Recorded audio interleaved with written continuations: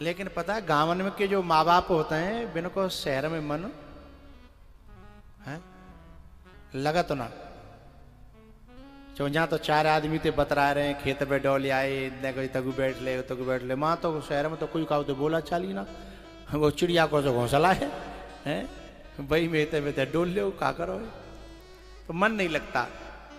अब जो बूढ़ी माँ थी ना उसको वो ले तो गया लेकिन भाई बेकदरी थी राखे भाई बोला नहीं देने कोई बात पड़े अरे तुम बैठ चुप रहो ना तुम कुछ जानते तो हो नहीं। जिसने पैदा किया पाल के बड़ा कर दिया है आज बाकी नेक नेक बोलवे पंजो कर तू कुछ जानते तो हो नहीं बुद्धि तो है नहीं समझते तो हो नहीं तू इतना समझदार बनाए दो। और आज जिन्होंने समझदार बनाया उन्हीं से कहता है कि तुम कुछ समझते तो हो नहीं जानते तो हो नहीं तुम चुप बैठा करो बेचारे फटका दो करे। और कबू गाड़ी में घूमे यहाँ जाए कबू वहां जाए और माँ कबू जो कहे मनु कत्ती कहते तो नहीं डर के मारे मोह पता ही कि मोह लेके नहीं जाएगो है। कबू मन करता था तो आके गाड़ी के पास खड़ी हो जाती थी कि शायद ये कह दे कि मोह ले चले जी उठरो घर में लेकिन नहीं ले जाओ करे। एक दिन का भयो एक निमंत्रण में जा रहे वे एक दोस्त की का शादी फादी थी वहां फंक्शन में जा रहे उनको एक छोराओ 12 साल को 11-12 साल को भाई लेके चल दे। अब वो बुढ़िया का ध्यान नहीं था उन्हें तो बुढ़िया जब सामने दिखी तो उसकी जो घरवाली थी वो बोली कि अरे माताजी एक काम करना आप जो है चावल बना लेना दाल बना लेना खा लेना हम आज पार्टी में जा रहे हैं। तो वो मैया बोली बेटा मुँह पर गैस चलाए वो ना हो तो मैंने तो चूल्हे पे करी है ये गैस कहूँ ऐसा नहीं हो मैं हाथ पे कचू है जाए फिर तुम मुझे डांटो मुँह पे अर्राय परोगे मुँह पे चढ़े बैठोगे कचू नुकसान है जाए तुम्हारो डरपी रहती कचू टूट नहीं जाए कचू न्यो नहीं है जाए। ये माँ बाप की जिंदगी है ना ऐसी जब है जाए तो वो माँ बाप फिर जीनो नहीं चाहिए।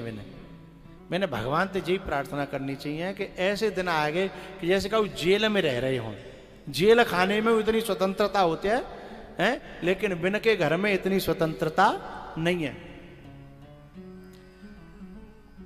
तो बोली कि बेटा मुँह पे चावल नहीं बनेंगे मुँह पे दाल नहीं बनेगी गैस को चूल्हा है। तो फिर एक काम करना नौ दुर्गा चल रही है बगल में भंडारा मंदिर है बगल में भंडारा है रोए तुम चले जाना। तो डोकरी रोए गई। ये जा रहे हैं पार्टी में और मैं जाऊं भंडारे में। लेकिन जो नाती था ना उसने अपनी माँ के आंसू दादी के आंसू देख लिए।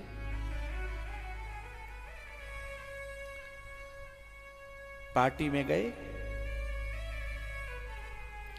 पार्टी में बड़े बड़े माल थे रबड़ी गुलाब जामुन रसगुल्ला लेकिन उस नाती को कोई कुछ भा नहीं रहा था। अच्छा एक बात बताऊं नातियों का मन दादी बाबा में जरूर होता है। अब ये अलग बात है कि माँ बाप मिलने नहीं दे दादी बाबा को लेकिन नाती का मन होता है। नाती दर्द समझता है उसे न रसगुल्ला अच्छे लगे न रबड़ी अच्छी लगी न कचू अच्छा लगा। जब लौट रहा था तो ऐसी प्रेरणा भई भगवान की कि लौटतम अपनी मम्मी ते बोले पापा मैं जब बड़ा हो जाऊंगा तो मैं बड़ा सा घर बनवाऊंगा। अच्छा बेटा बोले क्यों? बोले इतना बड़ा घर बनवाऊंगा कि उसी में मंदिर होगा। बोले अच्छा तू इतना धर्मात्मा हो गया कि मंदिर घर में ही बनवाएगा? बोले धर्मात्मा नहीं। बोले मम्मी जब घर में ही मंदिर होगा और मंदिर पर रोज भंडारा चलेगा और जब मैं बड़ा होकर के जब मैं अपनी पत्नी के साथ किसी पार्टी में जाऊंगा तो मेरी माँ को भंडारे के लिए दूर नहीं जाना पड़ेगा।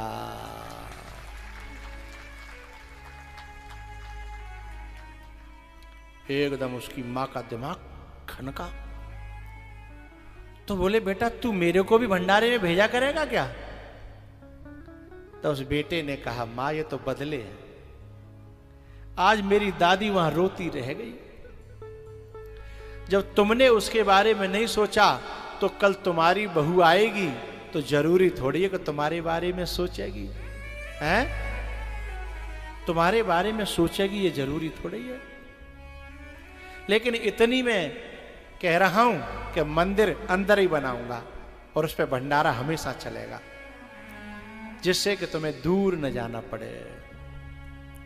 उसकी मां की आंखें खुल गई और अपने बेटा से बोली, बेटा आज मुझे क्षमा कर दे, आज के बाद तेरी दादी को ऐसा दिन देखना नहीं पड़ेगा।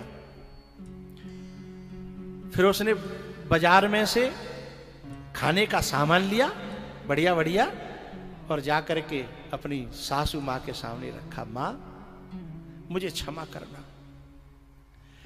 पता है ज्ञान तो छोटे से भी मिले ले लेना चाहिए। आज छोटे से बच्चे ने ज्ञान दिया और इसकी समझ में आ गया और जाकर के सास के चरणों में लिपट करके रो गई, क्योंकि समय रहते रहते मेरी आंखें खुल गई। जब पूरा कर्म बन जाता है फिर कर्म मिटता नहीं है। एक बार कर्म हो जाए अवश्यमेव भोक्तव्यम कृतम कर्म शुभाशुभम न भुक्तम छियते कर्म कल्प कोट शतैरपि। प्यारे हो, उसने जाकर के माता जी से क्षमा मांगी और जो सामान लाई थी खोल के रखा, माता जी खा लो। माता जी रो पड़ी। बेटा मैं कहती नहीं थी, पर मैं रोती इसलिए थी कि मुझे पता था कि एक दिन तुम्हारे सामने भी ये दिन जरूर आएंगे। मेरा बहुओं से कहना है, कबो कबो तुम्हारी सास जे कहे ना तुमसे कि काउदना तू भी सास बनेगी, तो समझना उसका दिल रो रहा है। मां जब ही कहती है जा बात है, जब कऊ बात पे बहुत दिल ते दुखी है जागी, तब कहती है कि काउदना तू भी सास बनेगी, काउदना तू भी दादी बनेगी, हैं? वो ज्यादा दिन दूर नहीं है, वो बहुत नजदीक है। मैं न जाने कब सास बन गई और दादी बन गई, मुझे पता नहीं चले। और तू भी काउदना कैसी सास बनेगी और दादी बन जाएगी, पता नहीं चलेगा। लेकिन पता है बड़े बूढ़ों की यदि तुम दुआ न ले पाओ तो बद्दुआ भी मत लेना, हैं? बड़े बूढ़ों का आशीर्वाद न ले पाओ तो उनकी आत्मा को दुखा करके भीतर से जो बद्दुआ निकलती है उसे मत ले लेना। मुई खाल की श्वास सो सार भस्म हो जाए, निर्बल को न सताइए जाकी मोटी हाय, और मरी खाल की श्वास सो सार भस्म है जाए।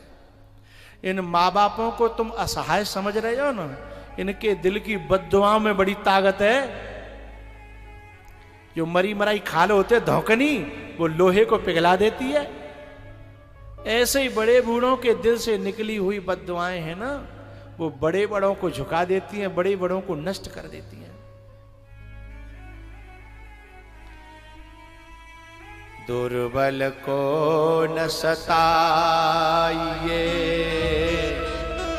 एक बात बताऊं मैं आपको, मैं समाज में ही रहता हूं और समाज में कभी कभी माँ बाप के मुख से एक बात निकलती है तो मुझे बहुत रोना आता है। संत होने के बावजूद भी समाज के दुखों से कभी कभी हमारा दिल भी आहत होता है।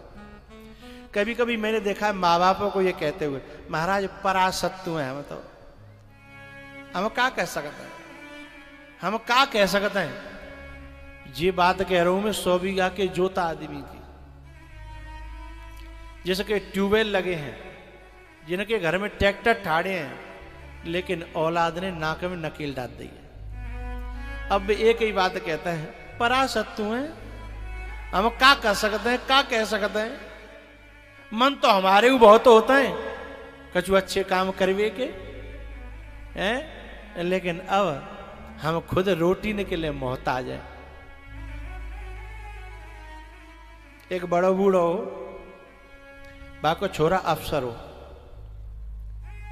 यहीं की खनौली की सादाबाद की बात बता रहा हूं मैं आपको, नाम नहीं लूंगा। बाको छोरा अफसर आर्मी में, और बाकी पनैया कम से कम 20 जगह से गठी हुई, 20 जगह से। आर्मी में सिपाही नहीं हुआ को लड़का, अफसर, जिसके घर पे जूतों की और कपड़ों की अलमारी भरी पड़ी थी लड़के के यहां, और बाप की पनैया 20 जगह से घटी हुई। और बाने जब कुर्ता उतारे हो ना, कुर्ता तो समाज के मारे पैर रखे हो, भीतर थे फतूरी में 50 छेद। यहाँ फतूरी पहनते हैं यहाँ क्षेत्र में, बनियान की जगह बड़े बूढ़े फतूरी, हम 50 छेद फतूरी में। अब ऐसे आदमी से ये पूछने की जरूरत थोड़ी है कि ऐसा क्यों, समझ ले। लेकिन मेरा मन नहीं मानो। मैंने बा के छोरा थे, एक दिन बा परिचय में थे पूरा परिवार। मैंने बा के छोरा थे, पूछी क्यों रे, मैंने तेरे बाप के फटी फतूरी देखी और फटी पनैया देखी, और तू बूट पहन के और सूट पहन के और टाई बांध के बहुत बड़ा अधिकारी बनना है। तो मोते कहा, बोलियो छोरा, अरे हमने कब नहीं करी है, पापा कहें तो सही, पापा कहें तो सही, हमने नहीं कब करी है। अरे तेरो बाप, तू तो पूछ सकता है कि पिताजी कछु कमी है, और पूछवे की जरूरत ना।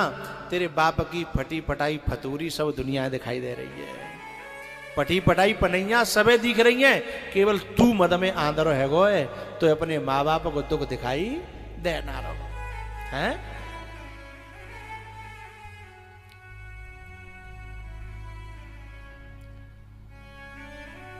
निर्बल को न सताइए जाकी मोटी हाय, और मुई खाल की श्वास सो सार बसम हो जाए।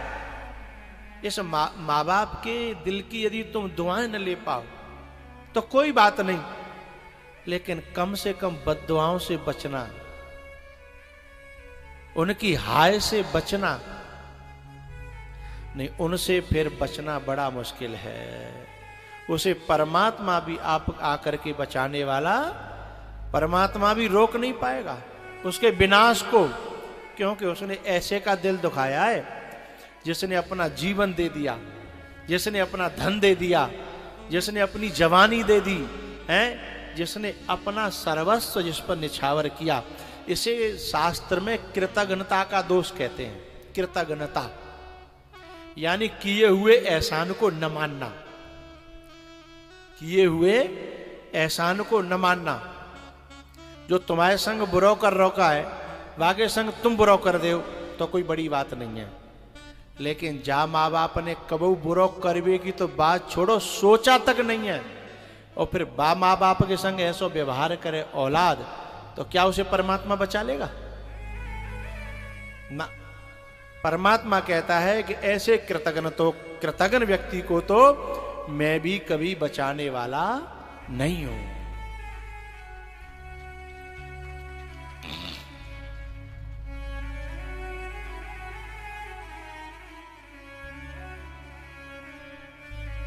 प्यारेयो, अवश्यमेव भोक्तव्यम कृतम कर्म शुभाशुभम, न भुक्तम क्षयते कर्म कल्पकोटि शतैरपि। जो आत्मदेव जी महाराज थे ना, वो अपने बेटा के उपदेश से और छोड़ करके जब चले गए, और इसकी जब बुरी मौत हुई धुंधकारी की, धुंधकारी की जब बुरी मौत हुई तो ये प्रेत बन गया। मौत भी बहुत बुरी हुई क्योंकि माँ बाप का दिल दुखाया था।